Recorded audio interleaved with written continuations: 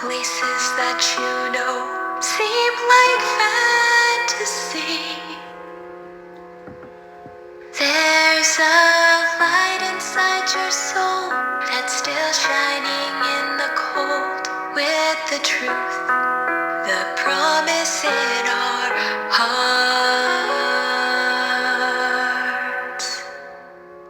Don't forget, I'm with you in the dark.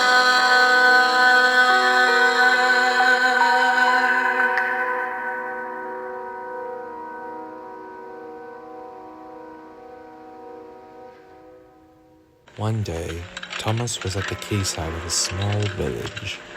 He was helping with loading Henry's train for the night. Did something hit me? As Thomas and his crew puffed down the coastal line, he saw a man waving a red flag. "Be gathered on the coastal," the man said. "The tracks have weakened due to the rising tides." "We'll inspect it," said Thomas's driver. Thomas and his crew soon inspected the damage. "It'd be too weak for a big engine like Henry to cross, but Thomas, you're okay to cross it." To make sure Henry wouldn't crash, Thomas's driver put a red lamp on the lines to warn Henry about the rising tides. That night, Thomas met up with Henry at the docks while Henry was getting ready. "Henry," said Thomas, "be careful on the coastal. The lines are weak." "I really don't care," said Henry boastfully. "I don't need advice from you." It was midnight when Henry was ready. He pulled his train, called the Flying Kipper, out of the docks. Thomas's crew was in the station master's office when Henry was puffing by. "What route is Henry taking tonight?" said Thomas's driver. "The coastal one is the quickest." "But I told you, that's dangerous for a big engine like Henry." The signalman warned the upcoming lines, but Henry was too far gone to hear.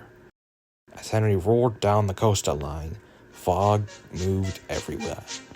"I can barely see through this," said Henry. By the time Henry saw danger, it was all too late.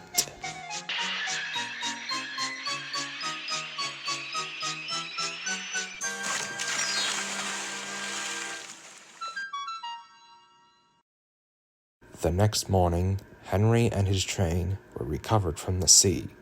The Fat Controller was very cross.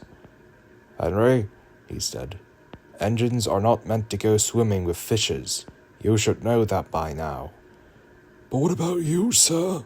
said Henry. "What about me?" "I know whales can swim." The Fat Controller sent Henry away around the island to show him off. Henry didn't mind this, for he knew he had truly burned the Fat Controller.